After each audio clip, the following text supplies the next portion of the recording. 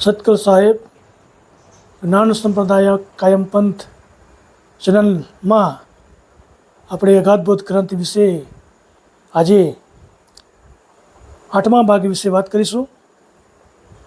તો ભગવાન કરુણાસાગર અલગ અલગ દ્વીપમાં જ્ઞાન સંપ્રદાયને ચેતવતા પાતાળ લોકમાંથી આગળ આવે છે, આગળ વધે છે. આગલા ભાગમાં આપણે વાત કરી હતી, તો ત્યાંથી આપણે આગળ વાત કરીશું. તો અબધુ લોક દષ્ટાવન કો અંગ 49મું વિશે આપણે વાત કરીશું.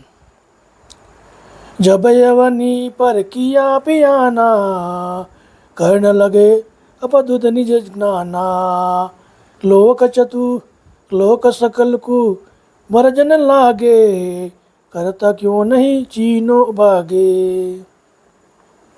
પૃથ્વી પર અવધૂત યોગી આવી લોકોને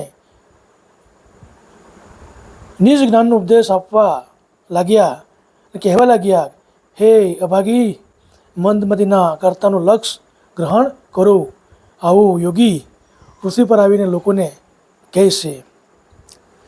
શેષ સકલ સૃષ્ટિ કુધરિયા શોભી પણ અનકુ ગુરુવરિયા હમે હી પણ હું તે અભિમાની લે ઈચ્છા કરતા નિજ જ્ઞા જાની.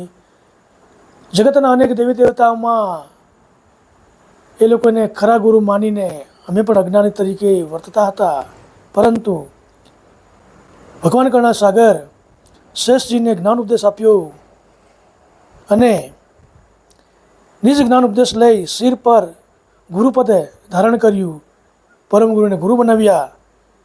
તે વખતે યોગી પણ અહમેવ ધારણ કરી કરુણાસાગર પાસેથી લક્ષ લીધો અને મોક્ષ ગતિ કે પરમ ગુરુ કર્તા માલિકને પાસે જવા માટેની ગતિ મેળવી. તબલોકન ભઈ અતિ પતતી અબધુ જ્ઞાન સુને રસરીતી પુષ્કર દીપ લોક ન નારી ભઈ મમ શરણ ખલન ખલ સારી.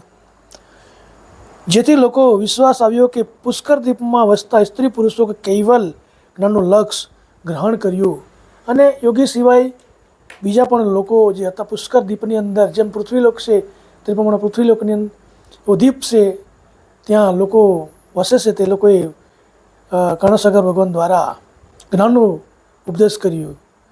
હોત મેલા નિસદીન અધિકાઈ બહુ બીદી બીરે પુરુષ સોય ભાઈ 33 કોટ કથા હમ જ્ઞાના પુષ્કર દીપ કે મદનિતાના.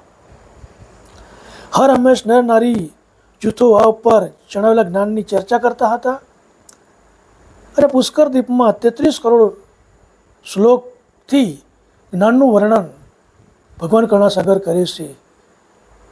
અને એ પ્રમાણે આગળ કાયમ પંથ ચલ્યો ગતિ ભારી શીખ ખાના લીના વિસ્તારી મુંડિત પણ કી ના બહુ તેરા ગર્ભાસી અણગીત પહોંચેરા.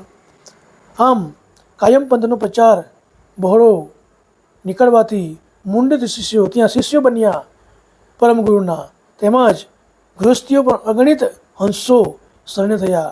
જે ગૃહસ્થી હતા, સંસારી હતા, તેવા પણ જે જ્ઞાની પુરુષો હતા તે પરમગુરુના શરણે આવે છે, એ પરમગુરુ જણાવે છે. અબથલ મુનન એક ધાપે કાર ભારતી નકુ સબજા આપે રાજા પર જાકુ સમજાવા સોઈ સિમ મામ લોક બડાવા. ત્યાં એક મુંડિત શિષ્યને મહાન પદવી આપીને ત્યાંના રાજા તથા પ્રજાને વર્ગને ઉદ્દેશીને કહેવા લાગ્યા કે આ સ્થાપિત મહંત મારી બરાબર સમજજો, પરમગુરુ છે એમ સમજો, એને જે જ્ઞાન આપે તેને તમે બરાબર ગ્રહણ કરજો એમ સમજાવે છે. પરમગુરુ સમજાવે છે. હમ તો દીપ ઉરન કો જાઈ ઉન સેવા તુમ કર્યો ભાઈ પોપદાસ નામ ધરાવા ભોર કુવેર સાગદી પે આયા. એ જ મહંતનું નામ પોપદાસ છે, તો તેની સેવા તમે મહાન હંસ જાણીને કરજો એવું પરમગુરુ લોકોને, રાજાને, પ્રજાને જણાવે છે અને કહી ભગવાન કરુણાસાગર ત્યાંથી આગળ શાક દ્વીપની અંદર આવવા માટે પધારીએ છીએ.